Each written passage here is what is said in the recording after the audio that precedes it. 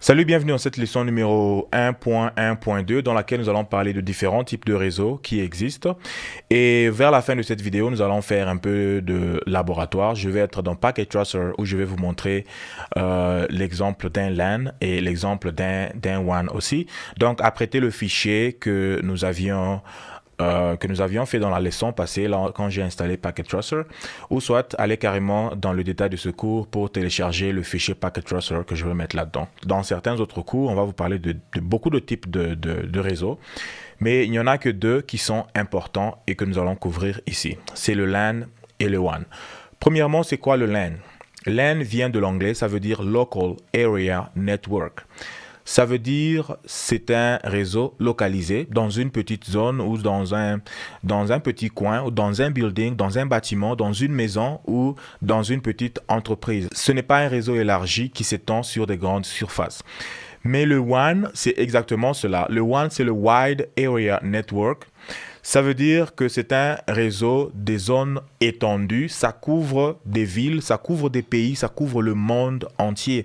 Et comme un exemple du LAN, par exemple, je peux citer le réseau de bureau. Comme je suis là dans mon petit bureau, j'ai mon ordinateur, j'ai des smartphones, j'ai de l'imprimante par exemple, ou soit vous pouvez être dans un petit bureau là où vous travaillez, vous avez 40 ou 50 employés, ou même 100 ou 200, et vous avez des imprimantes, vous avez des serveurs, vous avez tout cela à l'intérieur de votre bâtiment. Ça s'appelle le LAN, c'est votre Local Area Network. Comme je suis ici dans la maison, si je sors du bureau, tous les thermostats que j'ai, les télévisions qui sont connectées à Internet, les ampoules, les switches, les interrupteurs, les imprimantes et tout ceci constitue mon LAN local. C'est mon réseau local. J'ai le contrôle sur ce réseau. J'attribue des IP ou des adresses IP, ainsi de suite. Donc, c'est un réseau qui m'appartient, qui est privé. D'ailleurs, nous allons parler plus tard pour donner la différence entre les IP privés et les IP publics, ainsi de suite. Parce qu'il y a des IP qui sont publics, qui peuvent être accédés par tout le monde sur Internet.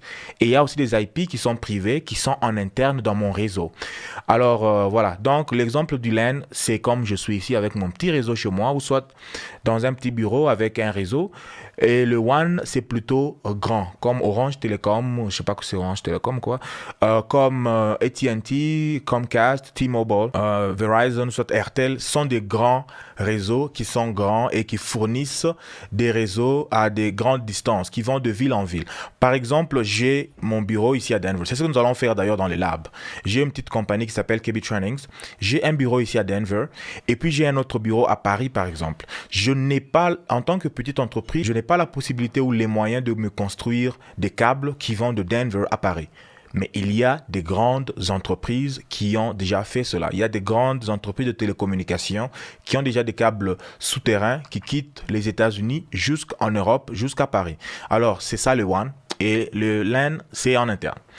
Et nous allons brièvement parler de l'Internet aussi, qui est le réseau des réseaux. L'Internet, c'est juste chacun. Par exemple, moi, ici dans mon petit LAN, j'ai un serveur web et je veux que tout le monde sur Internet puisse accéder à ce serveur-là.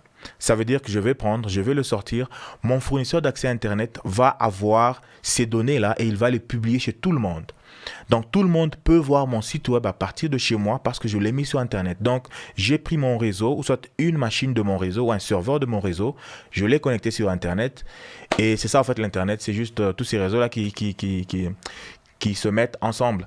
Alors, sans plus tarder, faisons un peu de pratique. Allons dans Packet Tracer et prenons le fichier que nous avions fait dernièrement, notre petit lab, où il y avait Pierre et Sarah qui s'étaient connectés à leur serveur web. Nous pouvons le tester rapidement pour voir si ça existe encore.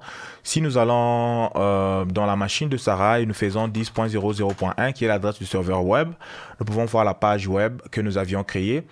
Alors, ce que je vais faire est que je vais prendre ceci est mon bureau de Denver, ok? Je change la couleur ici. Je mets cette couleur. Voilà, je nomme ça bureau Denver.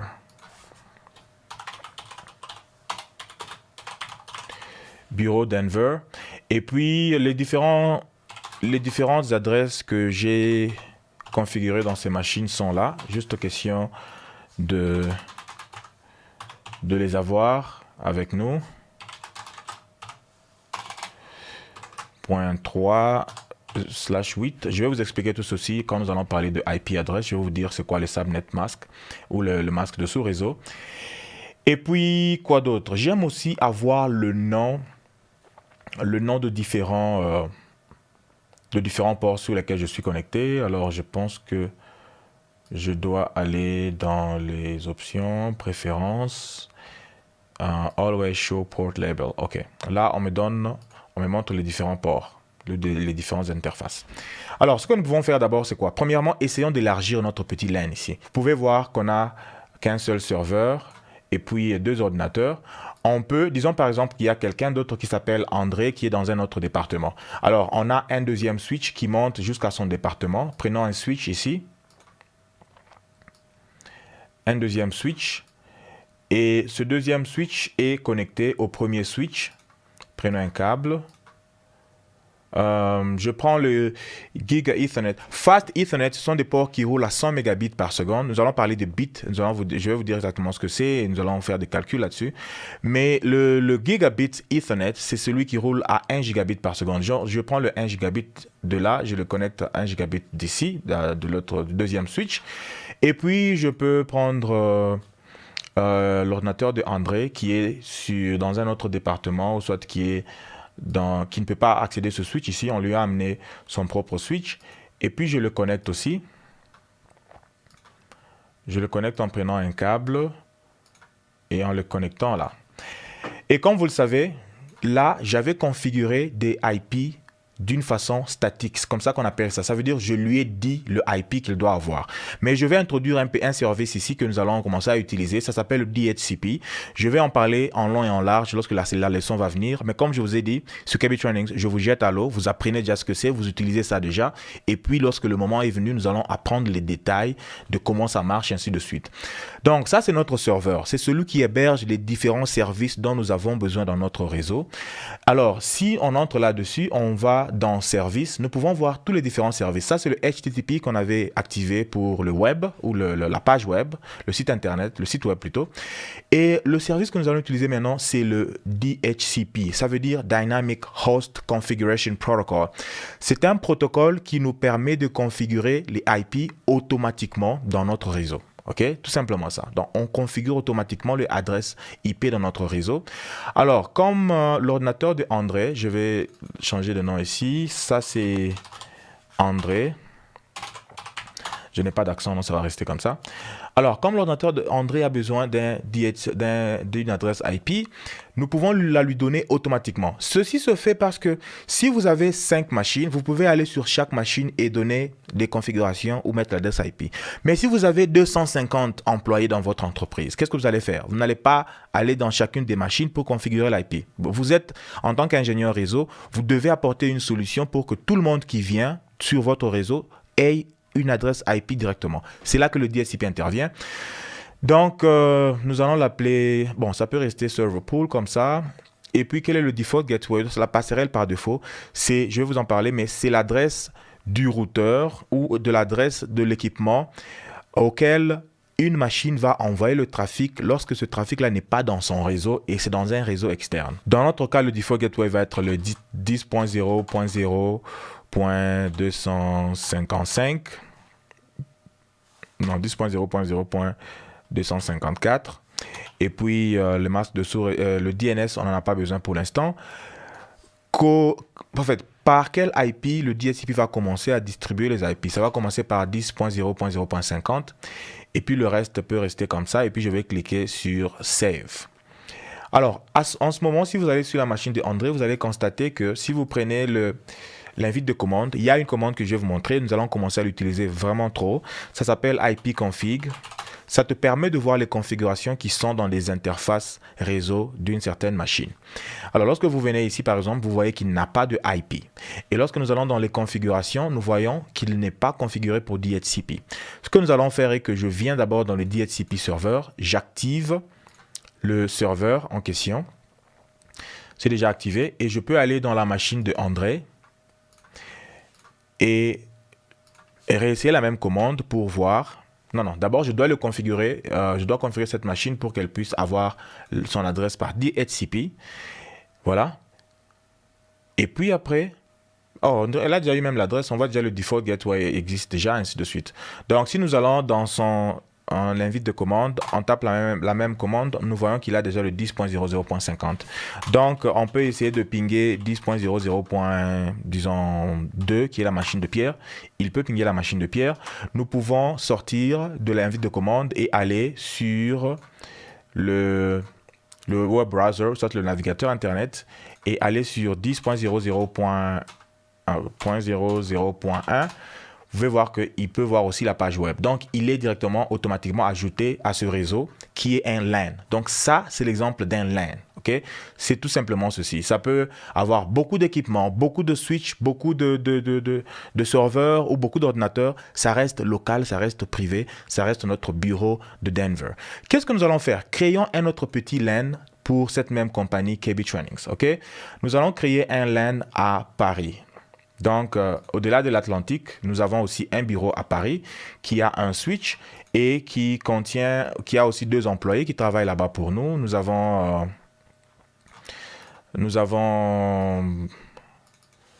là-bas, j'avais mis Sarah. Ici, je mets Anne et puis Jean. Anne et Jean travaillent dans notre bureau de Paris et je vais aussi mettre un serveur qui aura aussi certains services DNS à partir de Paris, bien qu'il y a certains autres services qui peuvent être servis directement à Denver, mais pour l'instant, mettons-le d'abord comme ça. Alors, nous allons connecter les câbles sur ces différentes machines. Je connecte Anne. Comment ça? Je ne sais pas ce qui se passe. OK. Je connecte Jean. Et puis, je connecte aussi le serveur.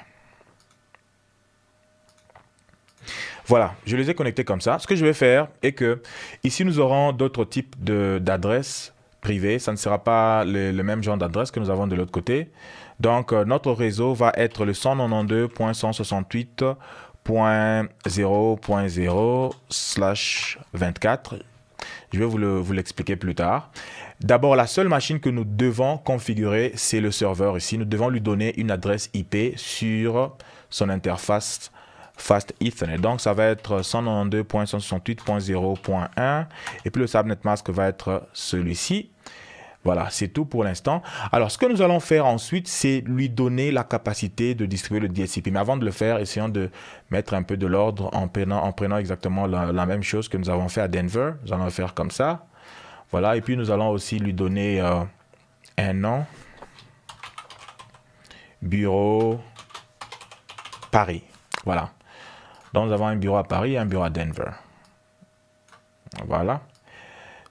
Ça, ce qu'on vient de créer, c'est un deuxième LAN qui appartient bien sûr à la même compagnie, mais qui se trouve dans une autre ville. Donc, c'est un réseau local qui se trouve dans une autre ville. Alors, allons dans son DHCP et activons-le rapidement. Comme ça, ces ordinateurs vont avoir des IP. Parce que si vous venez sur la machine de Anne et que vous faites... vous allez dans l'invite de commande et que vous faites ipconfig que je viens de vous montrer, vous allez remarquer qu'elle n'a pas d'IP. Mais si nous venons dans le serveur et que nous allons dans service DHCP, nous mettons ici la passerelle par défaut, soit le default gateway. Et puis le DNS, on n'en a pas besoin pour l'instant. Ça commence à partir de 50 et puis c'est tout. Et puis je clique sur Save et puis je mets On. Vous allez remarquer que si je viens encore sur la machine de Anne et que je paie ipconfig, ça prend du temps, ça prend un peu de temps pour recevoir l'IP en question. Je vais seulement répéter la même commande. Est-ce qu'il y a quelque chose que je n'ai pas bien fait ici? Je crois que le service, il est on, donc il est activé. Voilà. Elle devra recevoir une adresse IP. Non. Je peux faire renew. Oh non, je pense qu'elle est toujours... Oh voilà. Je devais faire ipconfig/renew pour renouveler l'IP. Comme ça, la machine devait envoyer une requête pour recevoir l'IP. Voilà. Donc, normalement, ça se fait soit au démarrage de la machine. Mais si la machine a été démarrée il y a un bout de temps, il y a longtemps, elle n'est plus en train de chercher l'IP. Vous devez faire le renew pour qu'elle puisse recevoir son IP. Et si nous allons chez Jean, voyons voir s'il a déjà une adresse IP aussi. Non, ça, c'est le terminal. ipconfig. il n'en a pas encore. Si je fais Renew, voilà, il vient d'avoir le point 151. Et puis, je peux pinguer Anne. Voilà, je peux pinguer sans problème. Nous avons deux LAN, ou soit nous avons deux LAN qui appartiennent à une même société, mais qui sont dans des villes séparées, qui sont dans des villes différentes. Alors, et si, par exemple, parce que je n'ai pas envie de répéter le même site web, de le construire encore sur ce serveur, et si je veux que Anne et Jean puissent accéder à mon site web qui se trouve à Denver, qu'est-ce que je vais faire? Je dois avoir une connexion qui quitte le bureau de Denver vers le bureau de Paris et vice-versa. Donc, ça aura un trafic qui est two-ways, comme on l'appelle. Alors, c'est là que j'ai besoin d'un WAN. J'ai besoin d'un fournisseur d'accès Internet. Ça peut être Orange, ça peut être Comcast, ça peut être AT&T, ça peut être Telefonica. Ce sont des grandes entreprises qui ont des câbles partout, qui se sont connectés entre eux et qui échangent des trafics. Ce que nous allons faire est ceci. D'abord, puisque nous allons séparer, nous allons quitter notre réseau pour entrer dans un autre réseau qui appartient à une entreprise. Nous devons mettre un routeur. Le routeur, son travail, c'est de séparer deux réseaux. Nous allons mettre un routeur à Denver et nous allons mettre un autre routeur à Paris. OK? Et nous devons aussi configurer ces équipements afin qu'ils puissent tous se connecter ou soit avoir l'adresse du routeur. Donc là, je connecte le switch au routeur. Et puis, ça c'est rouge parce que le routeur par défaut, lorsqu'il vient, tous les ports sont éteints. Par contre, le switch, lorsque vous le mettez dans votre topologie, tous les ports sont allumés et sont prêts à être utilisés. Alors, nous faisons la même chose à Paris. OK. Voilà. Et ce que nous allons faire maintenant, c'est au niveau du WAN, je ne veux pas que cette vidéo soit très longue. Je peux mettre tout ce qui est nécessaire pour le WAN. Je peux mettre les câbles coaxiales et tout ça. Ce que je vais faire maintenant, je vais juste mettre un câble direct qui vient de Paris à Denver. Donc, nous allons rendre ça beaucoup plus bref, mais au moins, vous avez déjà une idée. Mais en réalité, cet espace entre Paris et Denver, il peut y avoir des centaines de routeurs. Donc, les fournisseurs d'accès Internet ont des temps... Moi, j'ai toujours travaillé pour des fournisseurs d'accès Internet, donc j'ai une très, très belle visibilité sur les services de télécommunication. Il peut y avoir des centaines ou de milliers de routeurs, mais l'essentiel est que le trafic quitte la source vers la destination. Donc aujourd'hui, dans le cadre de ce cours, pour le rendre bref, nous allons juste mettre un câble qui quitte le routeur de Denver vers le routeur de Paris. Alors ici, il y aura certaines configurations que je dois faire pour que ça puisse marcher. Vous n'êtes pas obligé de mémoriser ça ou de je ne sais pas quoi que ce soit. C'est sûr que vous n'allez pas comprendre beaucoup de ce que je vais faire, mais je vais le faire en parlant. Vous pouvez le faire aussi parce que ce fichier va être disponible, mais je vais juste vous montrer comment je peux accéder au site web qui est là à partir de l'ordinateur de Jean ou l'ordinateur de Anne. Je vais faire ces petites configurations facilement parce que je sais déjà comment le faire. Et d'ici la fin de ce cours de CCNA ou à un certain point au milieu du cours, vous saurez aussi comment le faire et ça n'aura aucun secret pour vous. Donc, ce que je dois faire, je viens dans ce routeur de Denver. La première chose, il me demande si je veux run le configuration wizard. Je dis non, je n'ai pas envie de ça. Je vais le configurer moi-même. Alors, ce que je dois faire, d'abord, je change son nom. Je lui donne le nom de Denver, ok. Si vous voyez ici, le nom a changé. Au lieu que ça soit routeur seulement, c'est devenu Denver. Et puis ce que je dois faire, je dois configurer les deux interfaces, l'interface interne et l'interface externe aussi. Je commence par l'interne. Je fais conft interface gig 0/0, ça c'est l'interface interne. Je vais lui donner une adresse IP adresse 10.00.254.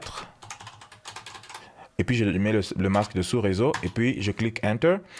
Et après, je vais activer ce port-là. Regardez bien, maintenant là, c'est rouge parce que ce port-là, il est down. Dès que je fais No Shutdown, le port va être activé et ceci va devenir vert.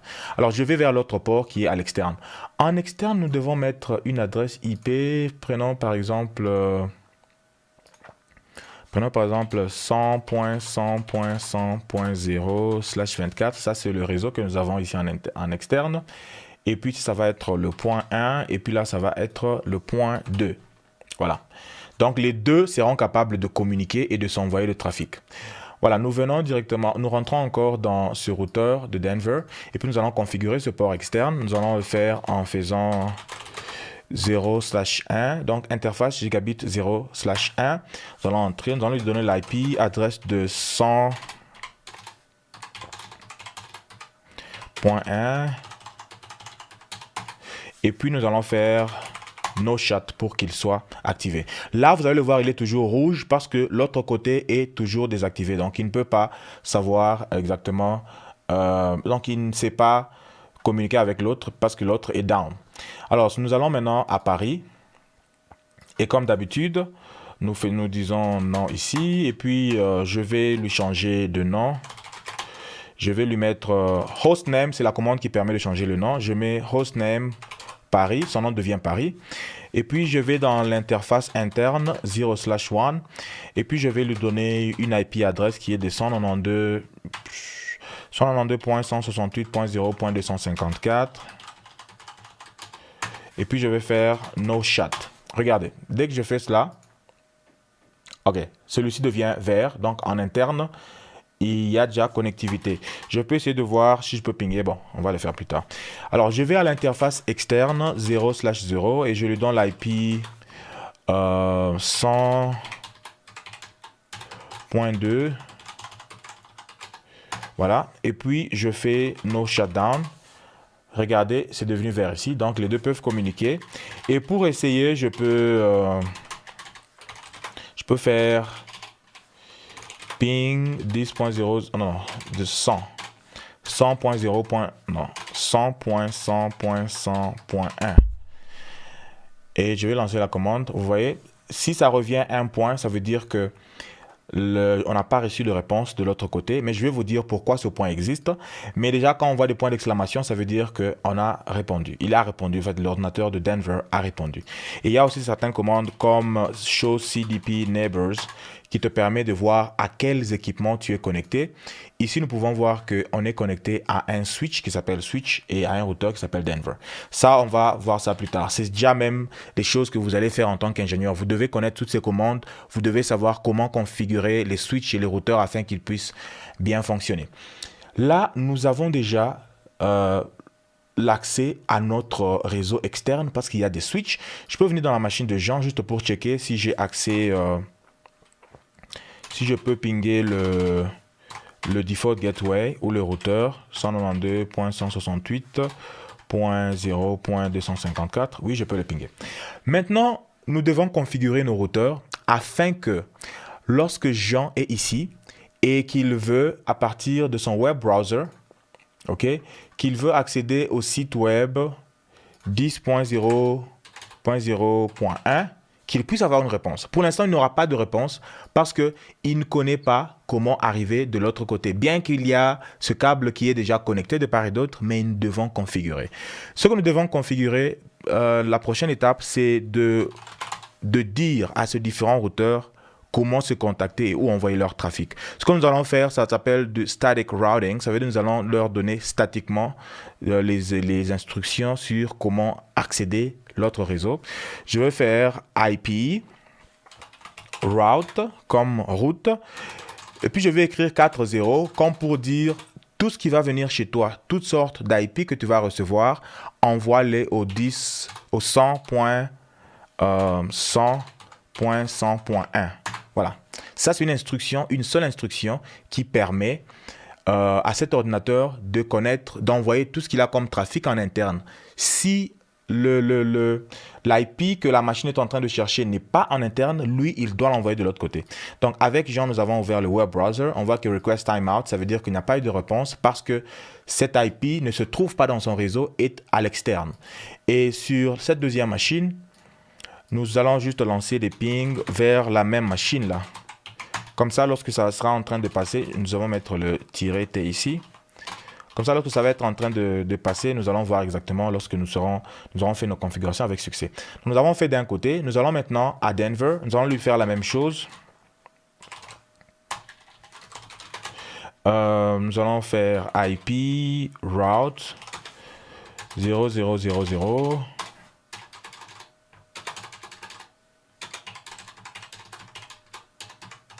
Donc, tout ce que je lui dis, que tout ce que tu as comme trafic qui n'est pas en interne, envoie-le vers Paris. Voilà. Je fais ceci et je clique sur Enter. Cette configuration a été enregistrée. Voyons voir. Normalement, Anne devait être capable de pinguer cet IP là. Et Pierre devait être capable de voir le site web. Allons d'abord chez Pierre. Rafraîchissons, en fait, réinitialisons cette page ici.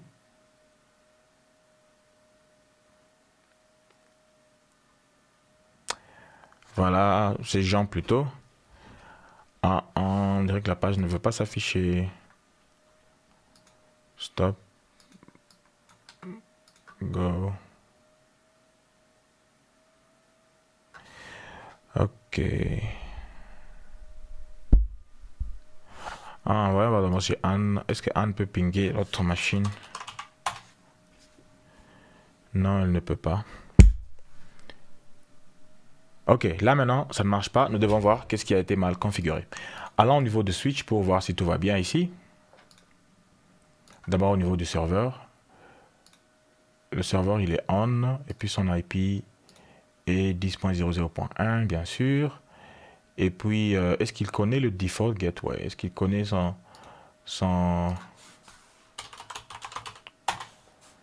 Non, il ne connaît pas le default gateway. Nous devons lui donner le default gateway.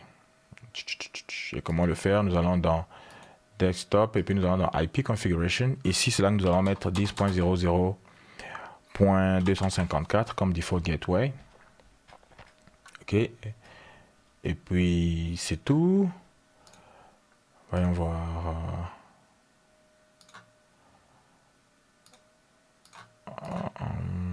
L'invite de commande encore. Voilà. Est-ce que je peux pinguer 10.00.254? Oui, il peut pinguer. Voilà, ok. Lui ne connaissait pas le default gateway, il ne savait pas comment répondre. Mais après avoir corrigé cette erreur-là, il est maintenant capable de pinguer. Et si nous venons chez Jean, je pense que nous serons capables de voir le site web maintenant. Boom, ok. Successful.